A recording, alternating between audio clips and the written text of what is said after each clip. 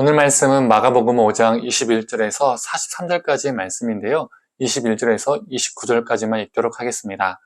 예수께서 배를 타시고 다시 맞은편으로 건너가시니 큰 무리가 그에게로 모이거늘 이에 바닷가에 계시더니 회당 중에 하나인 야이루라 하는 이가 와서 예수를 보고 발 아래 엎드려 간곡히 구하여 이르되 내 어린 딸이 죽게 되었사오니 오셔서 그 위에 손을 얹으사 그로 구원을 받게 살게 하소서 하거늘 이에 그와 함께 가실새 큰 무리가 따라가며 에워싸 밀더라.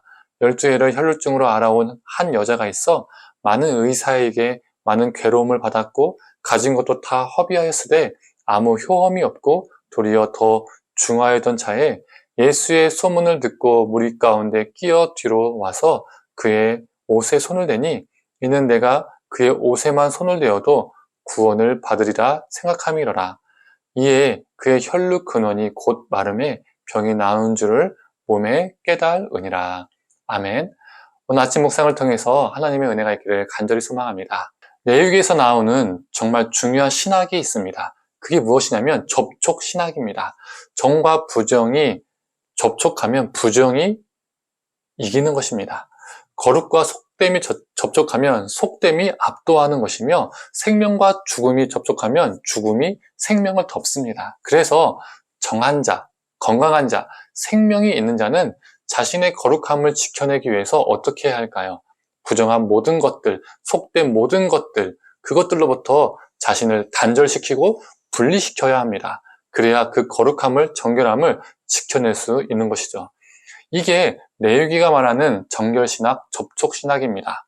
그래서 유대인들은 자신의 거룩함을 지키기 위해서 부정하다고 여겨지는 사람들을 접촉하지 않기 위해서 그들을 사회적으로 분리시키고 고립시켰습니다. 요즘 말로 하면 왕따 시켰다는 것이죠.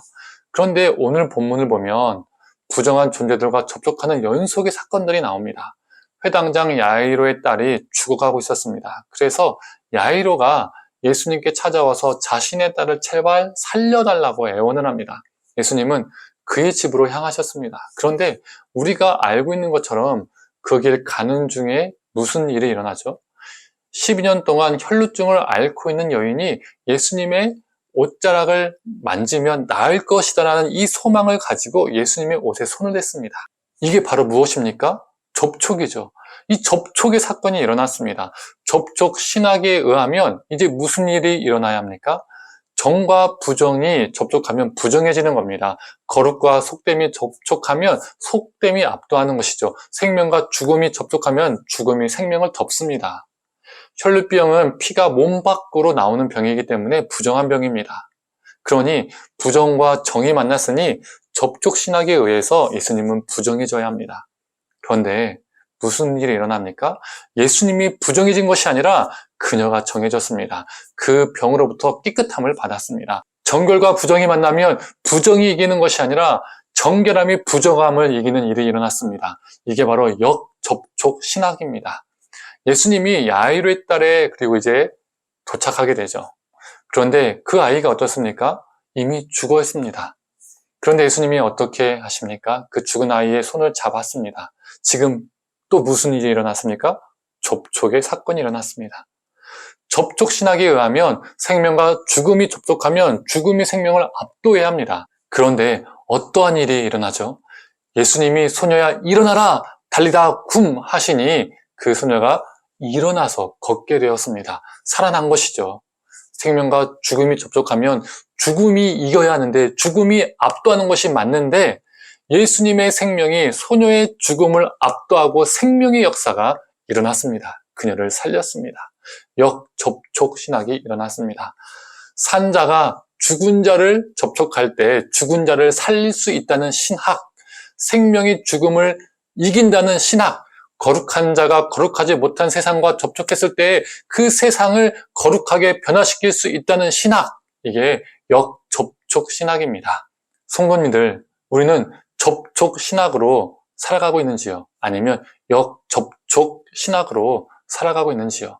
나의 거룩함을 지키기 위해서 거룩한 곳이라고 여겨지는 교회와 같은 그리고 여러 모임들, 그런 모임들만 사모하고 믿는 사람들끼리만 모이고 늘 그 안에서 만족하며 살고 있지는 않은지요. 우리 예수님은 역접촉 신학을 몸소 자신의 삶으로 보여주셨습니다. 예수님은 이렇게 말씀하시죠. 하나님께서 나를 보내신 것 같이 나도 너희를 세상에 보낸다. 우리가 세상과 접촉해서 우리의 거룩으로, 우리의 생명으로 이 세상을 거룩하게 생명이 넘치는 곳으로 바꾸라는 명령입니다. 성도님들, 우리를 통해서 우리의 가정, 우리 일터, 우리가 거하는 모든 곳이 거룩해지고 생명이 넘치길 원합니다.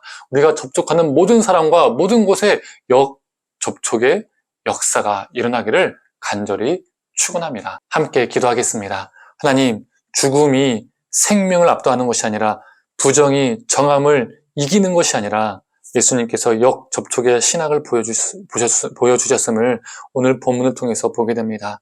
예수님의 생명이 죽음을 이기고 예수님의 정결함이 부정을 압도하는 사건을 보게 됩니다.